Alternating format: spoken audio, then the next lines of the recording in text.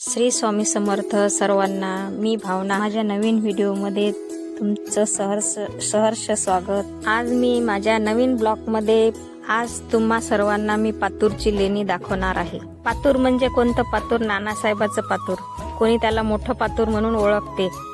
जे माझे व्हिडिओ पातूरमधून पाहत असतील त्यांना हा रस्ता ओळखीचा, त्यांना हेही माहीत असेल की पातूरची लेणी कुठं आहे। ज्या लोकांना ही लेणी माहीत नसेल तर त्या लोकांसाठी ही लेणी रेणुका मातेच्या पायथ्याशी आहे। हा रोड बाळापूरला जाते, साईडला रेणुका मातेचं मंदिर आहे। जाता जाता तुम्हाला कंपाऊंड दिसते, तिथे एक एंट्री गेट आहे, त्यामधून जायचं आहे। त्या कंपाऊंड जवळ जायचं, जाता जाता त्या लेणीचा रस्ता दिसते। इथचं वातावरण खूप छान आहे, पावसाळ्याच्या सर्व हिरवगार पहाड झालेला आहे।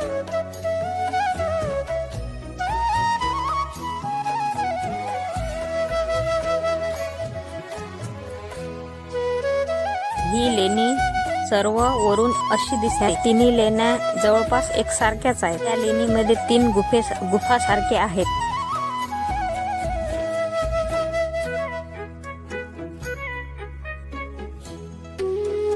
ही लेणी जी आहे ही वकाटक काळात बांधलेली आहे। असं म्हणतात की ही लेणी जी आहे पिंठा लेणीच्या 1 शतका पहिले बांधलेली आहे। एका रूम मध्ये हवन सारखं आहे, पण ते असं हवन सारखं दिसते, ते का आहे नक्की हे मलाही माहित नाही। एका रूम मध्ये वट्यासारखं आहे। असं म्हणतात प्राचीन काळात ऋषीमुनी तप करायचे।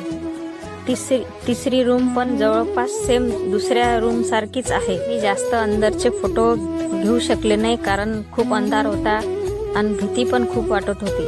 असे बाहेर गोटी ठेवले होते, आम्ही फोटोशूट केलंय।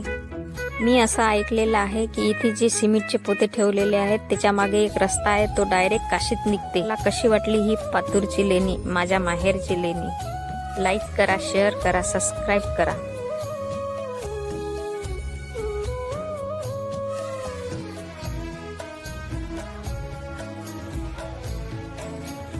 मी आणि माझी मुलगी दुसऱ्या ठिकाणी जाण्यासाठी निघालो। नंतरची जागा बघून घेण्यासाठी माझा नंतरचा ब्लॉग घरी आली, मग ढोकळ्याची रेसिपी केली।